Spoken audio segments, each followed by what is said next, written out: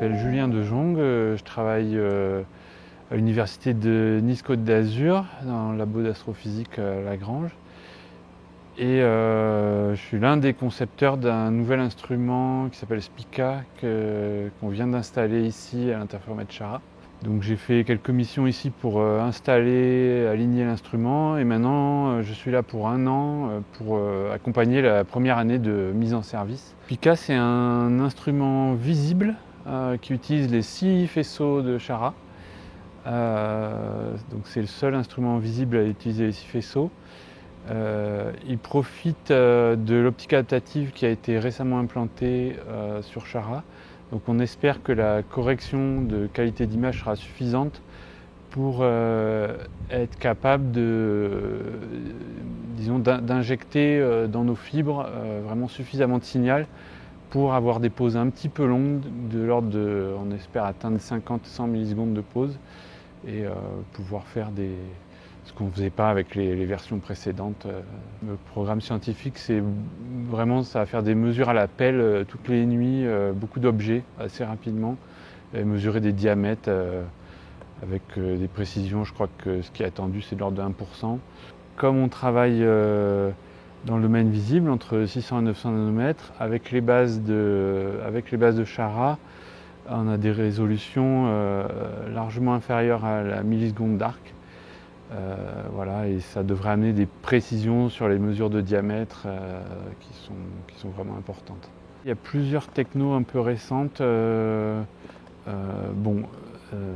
Déjà profiter de l'optique adaptative sur 6 télescopes, plus l'optique adaptative du labo, ça permet vraiment de stabiliser le faisceau et d'espérer faire entrer le maximum de lumière dans nos petites fibres optiques. Il faut imaginer que les télescopes font 1 mètre de diamètre et les fibres optiques elles font 4 microns de diamètre. Il faut faire rentrer le plus possible de ces 1 mètre dans ces 4 microns. Ensuite, il y a quand même des progrès qui ont été faits sur les détecteurs. Les caméras qu'on utilise, c'est des Andor vraiment récentes qui sont capables de faire du comptage de photons, mais pas avec les techniques de comptage de photons qu'on faisait avant, où on avait des amplificateurs.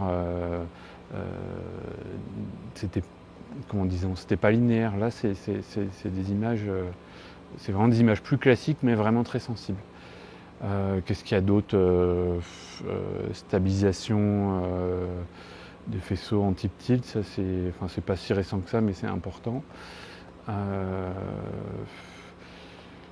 Disons que c'est vraiment un ensemble de petites choses. Chaque chose en elle-même, c'est pas forcément un truc ultra nouveau, mais le fait de l'assembler comme ça, pour l'instant, il n'y a pas trop d'instruments qui ressemblent, je pense. Une évolution de génération précédente, aussi, de ce qu'il y avait ici qui s'appelait Vega, l'instrument précédent qui vient de Nice aussi. C'est une évolution de Matisse. C'est moins complexe que Matisse parce que c'est un moins gros budget.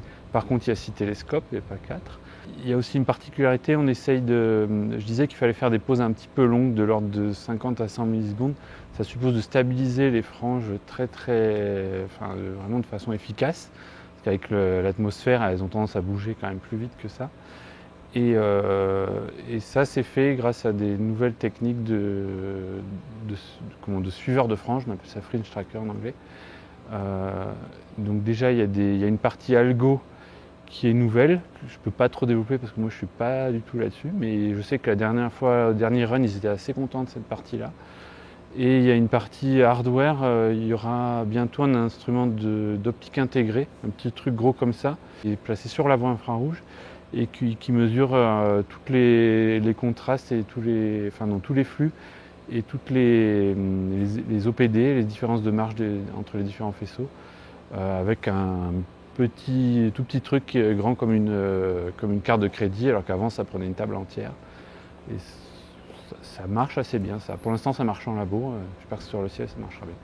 J'ai pas été dans tant d'observatoires que ça, mais un petit peu quand même, et je trouve qu'il y a toujours des points communs, ils se ressemblent un peu tous, ils ont chacun leurs caractéristiques, leurs contraintes et tout ça, mais il y a une espèce d'ambiance qui est un peu commune, c'est assez étonnant.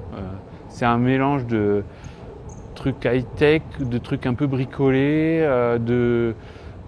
on est on est quand même un peu perdu. On est quand même un peu au bout du monde, même ici, si on est à côté de Los Angeles, on se sent quand même au bout du monde quand on est là-haut. Ça se retrouve un peu partout, je trouve. Ouais. Il y a généralement une assez bonne ambiance, je trouve, parce que les gens sont... Je dirais pas que les gens sont détendus parce que c'est difficile tout ce qui est fait, mais je trouve on sait un petit peu pourquoi on est là. Ouais. Ici, pas très loin dans le musée, il y a des images, pas du JWST, mais de Hubble, mais les mêmes champs de galaxies. Et voilà, on se dit qu'à chaque fois, c'est des milliards d'étoiles. On se sent vraiment tout petit quand même. C'est très très difficile de se représenter cette immensité, quoi. Ça, c'est dingue.